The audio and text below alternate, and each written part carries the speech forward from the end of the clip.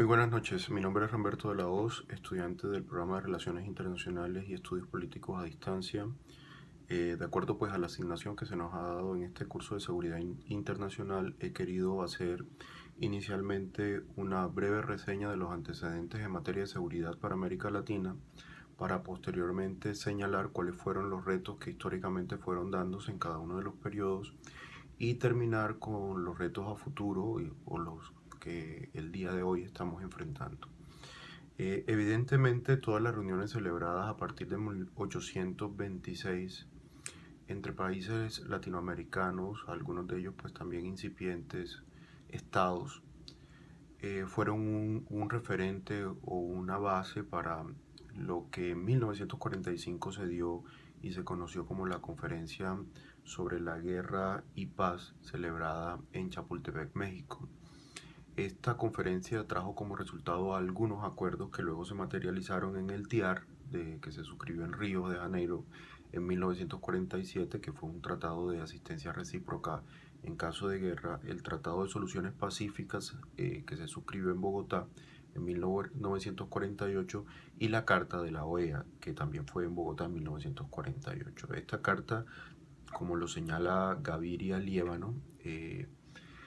tiene como propósito lograr un orden de paz y justicia, fomentar la solidaridad, robustecer la colaboración y defender la soberanía, integridad territorial e independencia de los estados americanos. Por supuesto, este fue uno de los elementos que fundamentó los acuerdos y los asuntos, el tratamiento de los asuntos en materia de seguridad que se dio en los países latinoamericanos. Y pues definió unos elementos, unos parámetros de la conducta internacional de estos estados. En primer lugar, el respeto al derecho internacional, a la personería jurídica o la personalidad de cada uno de los países, la soberanía de los mismos, la independencia de los mismos, el cumplimiento de las obligaciones internacionales, la buena fe en las relaciones mutuas, la condena de la guerra en caso de agresión, la solidaridad entre los estados, la solución pacífica de controversias y por supuesto la proclamación de los derechos del hombre. No obstante, después de 48 hubo una serie de situaciones de conflicto más interno en los diferentes estados americanos, muchos de ellos enmarcados en regímenes políticos dictatoriales. Aún así convivió esta declaración de los estados americanos, pero fue hasta a los años 90 donde realmente se consolidó, se concretó las relaciones de los estados americanos en materia de seguridad, porque en este momento también se identifica el surgimiento de amenazas denominadas no convencionales. Entonces, bajo el concepto de la defensa de la democracia se pueden identificar muchas otras amenazas a la seguridad de los estados de la región, entre ellos, por supuesto, el tráfico de drogas, el terrorismo, el tráfico de armas, el crimen organizado. Y esto se incrementa aún más con la presencia de actores que no son de orden estatal, de origen estatal. Entonces, se evidencia que el problema de seguridad de América Latina no es solo un problema de seguridad doméstica y de defensa de la seguridad política de los estados, sino que se da en el marco de un concepto que pues para la época fue novedoso de seguridad hemisférica, enfocándose principalmente en los tratados y los acuerdos en temas de orden común que afectan la seguridad de los estados. Es interesante revisar también en este marco el concepto de complejos de seguridad que se empezó a trabajar. Actualmente podríamos decir, o bueno, posterior a los 90, ya inicios de los 2000, los temas de promoción de la democracia representativa, de la lucha contra la corrupción, de las medidas de confianza y del restablecimiento de la paz,